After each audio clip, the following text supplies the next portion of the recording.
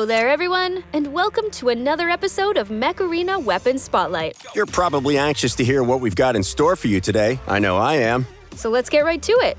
Today, we'll be covering beam weapons. Oh, lasers. I love lasers. Not only are they sci-fi at its finest, they're really easy to use. Just point and shoot. Yep.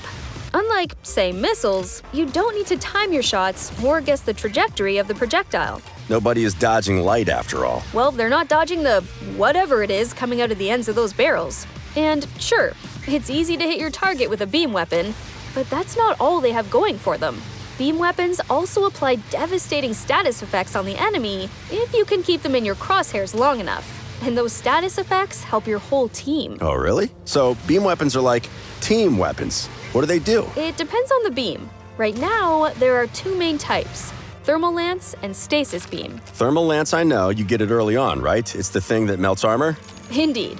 Thermal Lances apply an overheat effect, which increases the damage the target mech takes by a whopping 50%. Oh man, that's huge. And anyone can take advantage of that? Team weapon for sure. Oh yeah. Now, as a weapon, it's only mediocre. It's got good range, and of course, the laser-like precision of all beam weapons. But it suffers in two vital areas: ammo and damage. The damage part I remember from the occasions where I've tried to use it. But what's this about ammo? I thought thermal lances regenerate their ammo. So they do, which is both a blessing and a curse. The upside is that you never have to reload a thermal lance. Its battery will slowly charge as long as you're not firing it. That sounds good. No getting caught with your pants down after a fight. Well, actually, the downside is that you can't reload.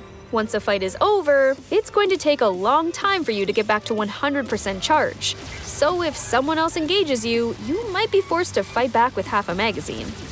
Oh, yeah, true. And fighting a tank might take all your ammo and then some. So instead of reloading a few seconds to be at 100%, you'll be bouncing around near empty for the rest of the fight. Exactly. Low damage and regenerating ammo is a poor combination. Fortunately, it's a combination that the Stasis Beam doesn't have to deal with. Oh, sweet. Okay. Tell me about this thing because I've never used it before. The Stasis Beam is extremely powerful. High damage, high ammo, and a very strong status effect. Stasis? It's a stasis effect, right? It better be. It's in the name of the gun. Yes, all right, it's stasis. You chill down the enemy mech and force it to move slowly for a short time. That sounds less useful than overheat. Slow movement versus more damage? Well, think of it this way. How much damage does an enemy take if they've got overheat? 150%. And how much if they've got overheat, but they're behind a wall? 0%, I guess, because you're just hitting the wall. Exactly. Stasis keeps your target out in the open, which is kind of like a damage boost of 100%. It also makes the mech slower to turn around, leaving them open to back shots and harder for them to aim. If you had to choose, stasis is almost always the stronger status effect. It sounds like it. Well, but wait, why choose? You have two weapon slots after all. That's actually an excellent point. Because both weapons behave basically the same, Thermal Lance will run out of ammo quicker and has slightly shorter range. But that's it. They pair together really well.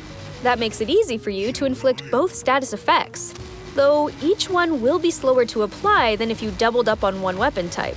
Good to know. Actually, come to think of it, thermal lances are pretty tiny, aren't they? Only up to 6 energy to use? You could pair them with lots of weapons and increase the effective power of those weapons by 50%. Definitely. Railguns, carbines, and even missile racks can benefit from a thermal lance.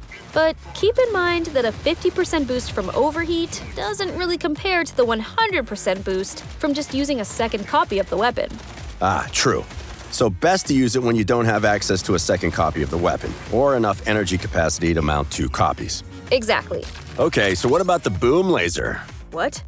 No, that's not a weapon. You can't make stuff up. These are instructional videos. No, it's real. I saw it. There's a boom laser in Mech Arena. Are you talking about the Graviton Beam? Because it does apply a status effect on the enemy in... An explosive status effect. Implosive, actually.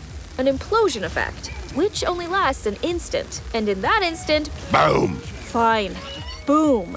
Implosion effects deal serious damage when they go off, but not in an area of effect. The trick is filling that bar, though. If the target slips out of sight, the boom bar will empty out after a few seconds. Boom bar? Good thing you can use more than one Graviton Beam. Multiple beams fill the boom bar faster, and that means more explosions. Implosions. And we're not calling it the boom bar. And yes, more beams will fill the status effect bar faster.